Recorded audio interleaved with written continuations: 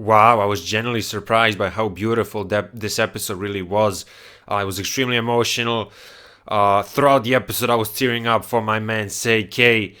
And as you can see in the title, it says emotional masterpiece. This is how I truly feel about the 80th episode of Boruto, and saying the number 80 really makes me realize that time fucking flies. We are 80 episodes into the Boruto series, just 20 more, and it's gonna be 3 digits. Wow.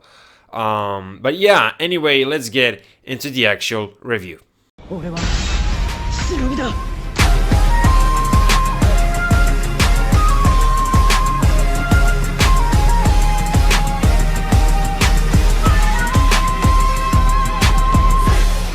Now, before I get into the main part of this episode, which is obviously the conversation between Seki and Mitsuki, I just want to quickly mention a couple of other relevant things. So number one, more world building when it comes to the Boruto series, and this is something that the Boruto series does a lot better than the Naruto series.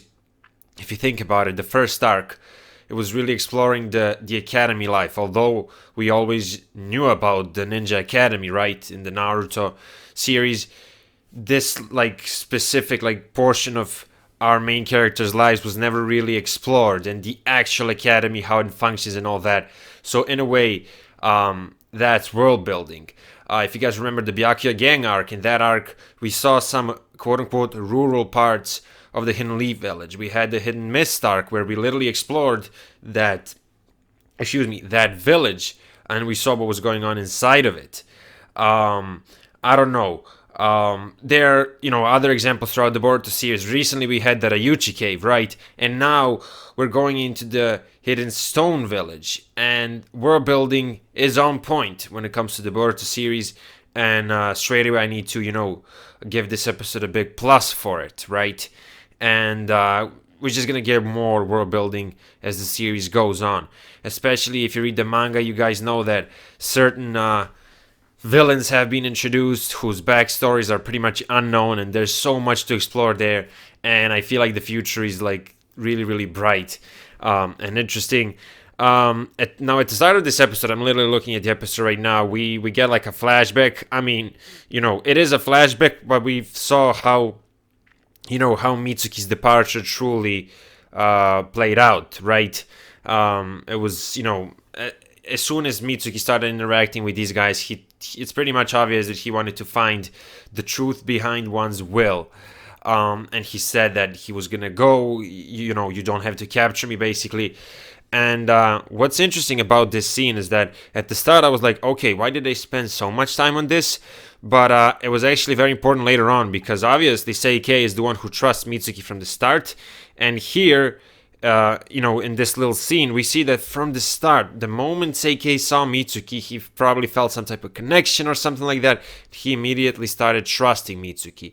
Not to mention that it was later revealed that Seikei knew about the fact that Mitsuki faked that, Konohaga's death, right? He faked it, but he still decided to, in a way, be friends with Mitsuki.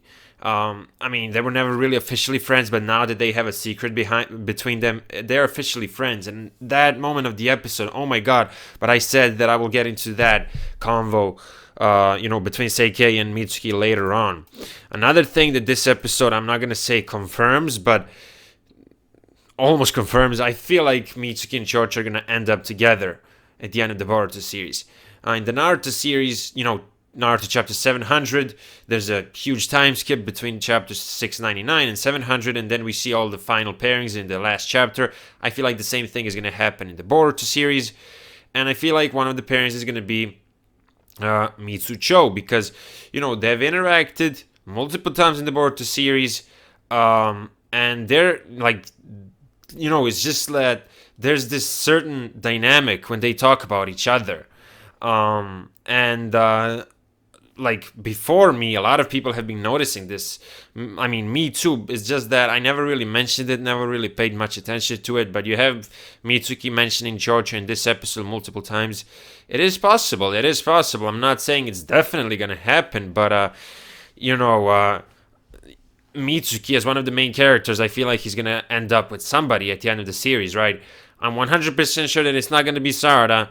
I mean, Mitsuki himself in the anime said that, Sarada and Boruto would make for a good couple. And I just don't think that it's going to be Sumire. And, there aren't too many options. And I feel like Chocha could be a potential, option for Mitsuki. So, yeah, I just wanted to point that out. Now, this episode pretty much confirms that Kozuchi is actually Lord Ku. Kozuchi is Kurotsuchi's brother. He's also he's also a grandchild of Onoki, right?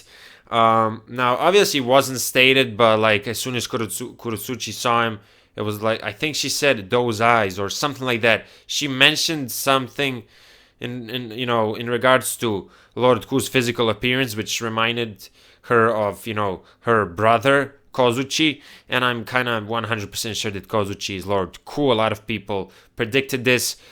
So yeah, I mean, at the start of this arc, you have Onoki telling Mitsuki, Boruto, and Sarada about one's will, and in that conversation, Kozuchi was mentioned. When from what we knew, Kozuchi was dead and all that, but here he's alive, and looks like he created all these.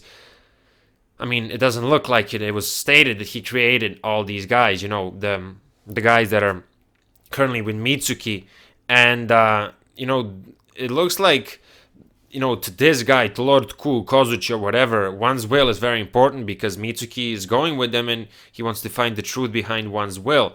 And we clearly saw that Onoki has a lot to say about one's will, right? We saw it at the start of this arc, and that really makes a connection, between Onoki and Lord Ku, in my opinion. So I do think that Lord Ku is Kozuchi. One might say that maybe Lord Ku maybe he took Kozuchi's body or something like that, but I don't think so. I genuinely think that Kozuchi is Lord Ku after this episode. And if you think about it, both names start with a K. Plus Kozuchi has U inside of it, and Lord Ku, Ku, if that makes sense.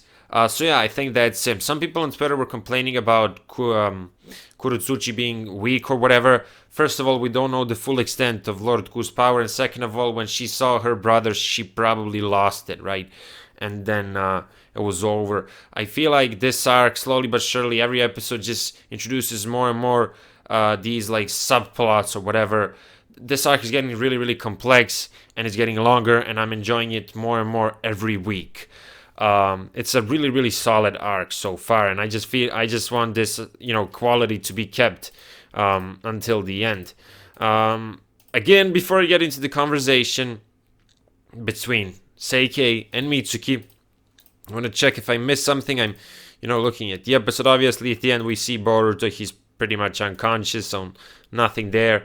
The girl, I don't know if her name was Kirara or whatever, but anyway, she had those purple eyes. Was that a dojutsu? Maybe an artificial dojutsu? Regardless of what it is, the design was absolutely beautiful. Fun fact, purple is my favorite color. And it's like when you ask somebody what's your favorite color, he's just, gonna think and randomly say something. But like, I genuinely have an obsession. Okay, I don't have an obsession, but I really, really like purple color. Okay, and I just thought that these eyes were beautiful, man. Like, they were honestly beautiful. I'm just talking about the design or whatever.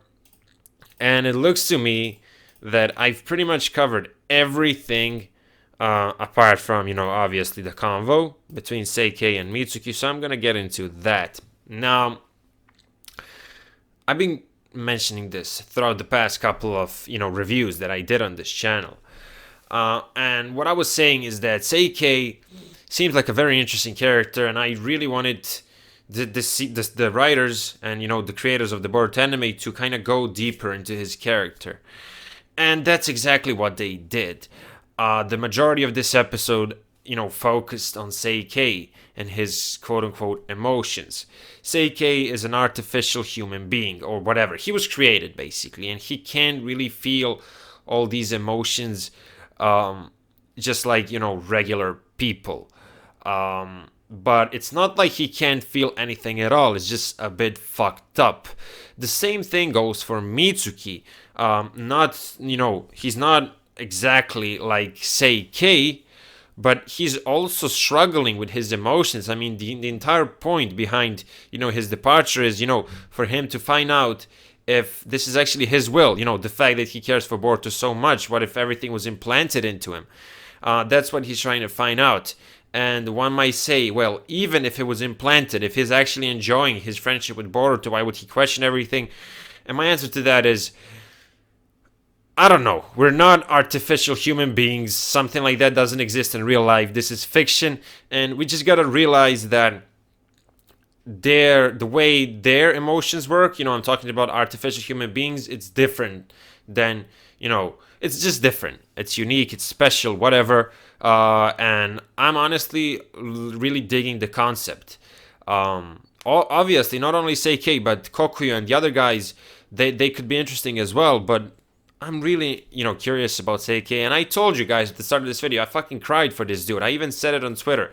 And, the fact that the beautiful soundtrack was playing in the background. I don't remember the name of the soundtrack at this moment. But it was so beautiful. It was sad. And, the scenery, the sunset, it was so good. At one point, Seikei says, look at the sunset. And then he's like, I don't feel anything. He's trying to feel more, but he just can't. But it's obvious that he's not just curious about Mitsuki. He actually wanted to make like a first friend. He even said that the other guys are pretty cold or whatever. So this is actually probably very important to him. And you see him, this conversation at the start, he's asking some random questions. Mitsuki is explaining him how to sleep. He's explaining that humans eat and then they brush their teeth. And, it's like, if you just, take that one part of the episode out of context and just look at it, you might think to yourself, what the fuck is this? Is this like a kid's show? What are they talking about? And these vague explanations that Mitsuki was giving, vague in terms of, they're talking about brushing teeth, for fuck's sake. It's actually really, really deep when you take into consideration that, Seikei isn't a human. He doesn't have a typical human heart. And I'm just enjoying this concept so much, man. And Seikei, I wouldn't be lying if I said that he's one of my favorite characters in all of Boruto. I'm willing to go that far. And I feel like, now this is just a prediction, but at one point, Seikei asked Mitsuki, would you cry if I died, right? And something tells me, and this is just a prediction, that Seikei is indeed gonna die in this arc and that Mitsuki's gonna cry for the first time. That's a prediction of mine. It's gonna be sad. But Seikei, even if he survives, I feel like he's a Zabuza type of character. That character that gets introduced in one arc, and this character that, I feel like Seikei is more complex than Zabuza. But it's that type of character that you get this strange emotional attachment to, but, that character, is only meant to be there for one arc and that's it, right? And I'm really getting that similar vibe. They're completely different characters, right? Zabuza, because of the system that was, being implemented for all these years in his village. Because of that, he became a monster. But then at the end of his life, he realized that he actually had emotions for somebody, which was Haku. So yeah, that's a completely different story. I'm just saying that, I feel like the same way I'm invested into Zabuza's character, I'm gonna be attached to this character even more. But he's gonna die off in this arc. That's the vibe that I'm getting from this. And this conversation, excuse me, some people might argue that it was too long or whatever, but I think that it had to be long, because the longer it is, the more impact it has, And I just loved it. I'm definitely going to rewatch this. Maybe not the entire episode, but I'm going to, definitely rewatch this scene, Mitsuki giving, Seikei flowers and seeing Seikei's reaction. Both of them in certain situations, well, I should say in certain moments, feel like they're robots, because it's because they're not humans, right? Both of them have some type of emotions, some type of feelings, but the way they express them and the way they act is obviously unique, and that's the entire point of all of this. us meeting these synthetic human beings and seeing how they behave and whatnot. And I'm looking at these, not panels. I'm looking at, some of these moments, and it was just beautiful. Boruto was mentioned. The sun-moon relationship was mentioned in this episode. I've talked about it so many times. I kept repeating it in my reviews because even to this day, some people don't fully understand it. I apologize, but I do not have energy to repeat it once again. If you've been following my reviews, you guys know my take on this entire relationship. And later on, because, obviously Seikei knows that Mitsuki's friend is Boruto, right? And all that he explained. Mitsuki said to Seikei everything about Boruto, how he acts, how he has a lot of friends because of his attitude and all that. And at the end, when everybody comes and they pretty much wanted to knock out Mitsuki because they still don't trust him despite everything that Mitsuki did to gain their trust, Seikei actually defends Mitsuki. I thought that was really, I really enjoyed that moment. And he says one really interesting line, and I specifically want to read it. I don't want to, try to rephrase it because I just feel like doing it. Just give me a couple of moments. I'm going to find it. Yeah, he says, I trust Mitsuki. He's just like us. He was surrounded by his friends back in Hidden Leaf Village, but actually he always felt alone. And this is what he says. He says something that, was just so, like, I felt intense emotions when he said that. He says, if you get close to the sun, it will burn you. Now, obviously, at this point, you're probably thinking, what is so special about this sentence? Well, since they have a secret, right? And, Mitsuki told him about his sun-moon relationship with Boruto. Seikei is giving him an indirect sign that he actually, in a way, doesn't want his idea of this relationship with Boruto to go away, because he could easily reveal the truth to everybody, but he literally says, if you get close to the sun, it will burn you. And naturally, nobody would really understand what, he meant by this, but Mitsuki definitely understood, because, as I said, he was telling him about the sun-moon relationship, and obviously, this doesn't necessarily mean that he's telling him to never get close to Boruto, because obviously Boruto is his son, but it was, in a way, short term, it was bad for Mitsuki, because, long term, because short term, okay, he finally found a friend and all that, but after some time, and the fact that Boruto never really asked Mitsuki anything personal kind of, made this entire process quicker. But after some time, Mitsuki started to question this relationship, right? And eventually it did burn him. After he gets all the answers, and I'm pretty sure that we all know that Mitsuki's going to come back and realize that, yeah, Boruto is my true son. After all that, you can get close to the sun as much as you want. But right now, Seikei says it. If you get close to the sun, it will burn you. And, this was just, a great metaphor. I don't know how to describe it. Throughout this convo, there was probably a lot of there were probably many hidden meanings or something like that, something that I'm not really capable of understanding right now, which is cool, but I just thought that this episode is pure art. And the fact that Seikei has Deidara's jutsu, and that Deidara always used to say that art is an explosion, makes what I said even cooler. I swear to God, I didn't plan this. I just, it was spontaneous. But yeah, honestly, like, this episode, man. This episode. Oh my God. I love Seikei's character. About earlier, that's a secret just between the two of us. Now we're friends. That's what Seikei says at the end. As I said, I cried in this episode, and I'm not embarrassed to say it. 10 out of 10. One of my favorite episodes in all of Boruto. I'm not exaggerating. Emotional masterpiece.